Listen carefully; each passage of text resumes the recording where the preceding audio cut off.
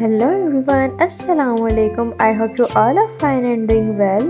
آج میں آپ سب کے لیے بہت ہی مزیدار سی کڑی پکوڑے کی ریسیپی لے کر آئی ہوں. امید ہے یہ ریسیپی آپ کو بہت پسند آئے گی. ویڈیو شروع کرنے سے پہلے چینل کو سبسکرائب کر دیں.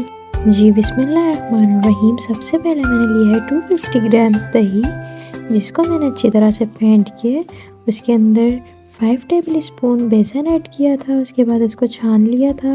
میک شور کہ اس میں کوئی گٹلی باقی نہ رہے، کوئی لمس اس میں نہ بنے. اس کے بعد آپ 3-4 گلاس کے قریب پانی ایڈ کر سکتے ہیں. اس کے بعد میں ایڈ کروں گی کچھ مسالے، جن میں شامل ہیں 2 ٹیبل اسپون دھنیا پاؤڈر، 1 ٹی اسپون ہلدی and 1 table spoon red chilli powder. اور پھر میں اس میں ایڈ کرنے لگی ہوں 1 table spoon ginger garlic paste. اور ساتھ میں ایڈ کروں گی 1 میڈیم سائز کی انین یعنی کہ پیاز، اور اس کو ہائی فلیم پر کوک کروں گی. ساتھ ساتھ چمچ بھی چلاتی جاؤں گی جب تک ابال نہ آئے. آپ نے چمچ چلاتے جانا ہے، نہیں تو اس میں گٹلیاں بننے کے چانسز ہوتے ہیں. خوشبو کے لیے اس میں آپ ایڈ کر سکتے ہیں کڑی پتہ. کڑی کو میں ہلکی آنچ پر پکنے کے لیے چھوڑ دوں گی اور ہم پریپریشن کرتے ہیں پکوڑے بنانے کی.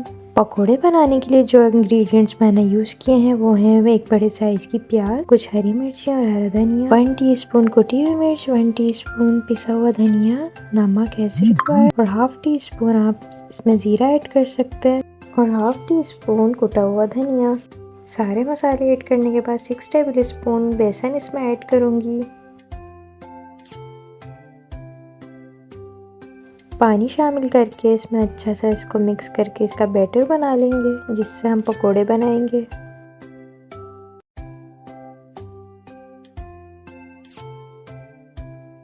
پکوڑوں کا اچھا سا بیٹر بنا کے تیز گرم تیل کے اندر اس کو فرائی کر لیں گے.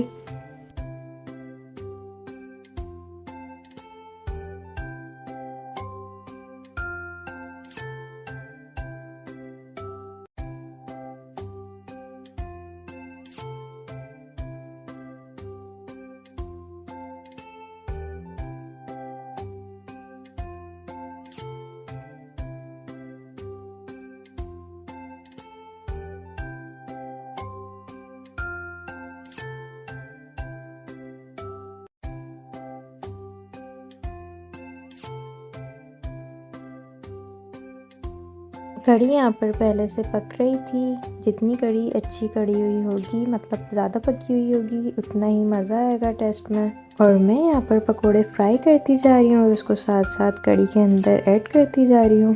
یہ پکوڑے اتنے ڈیلیشیس لگتے ہیں کہ آپ اس کو اسنیک ٹائم میں بھی یوز کر سکتے ہیں، چائے یا کافی کے ساتھ. اب باری آتی ہے تڑکا لگانے کی. چلیں تڑکا لگانے کی تیاری کرتے ہیں. سب سے پہلے ایک پین میں آئل گرم کریں گے. ½ کپ میں یہاں پر آئل ایڈ کر رہی ہوں پین کے اندر. اس کے اندر 1 میڈیم سائز کی انین کاٹ کے ایڈ کروں گی.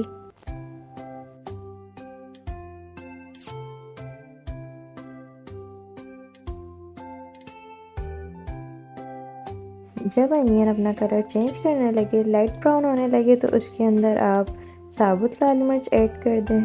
جب وہ فرائی ہو جائے اچھے سے، تو اس کے بعد آپ زیرہ اس میں ایڈ کر دیں. زیرہ ایڈ کرنے کے بعد اس کو اچھے سے فرائی کریں گے. اس کے بعد میں یہاں ایڈ کروں گی موسٹ امپورٹنٹ انگریڈینٹس، کڑی لیوز یعنی کہ کڑی پتہ، اور کچھ کٹی ہوئی ہری مرچیں اگر آپ کو پسند ہو تو. مجھے تو کڑی میں یہ والا بگار بہت پسند ہے. ہو سکتا ہے آپ الگ طرح کا بگار لگاتے ہو، لیکن ایک بار یہ والا بگار ضرور ٹرائی کیجئے گا.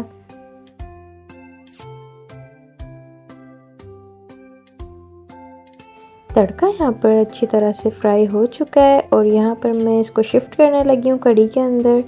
اور یہ مزیدار سی خوشبو ہے اٹھ رہی ہے اس کے اندر سے، اور میرا پورا گھر کڑی کی خوشبو سے مہک اٹھا ہے. اور یہ یہاں پر ریڈی ہو چکی ہے.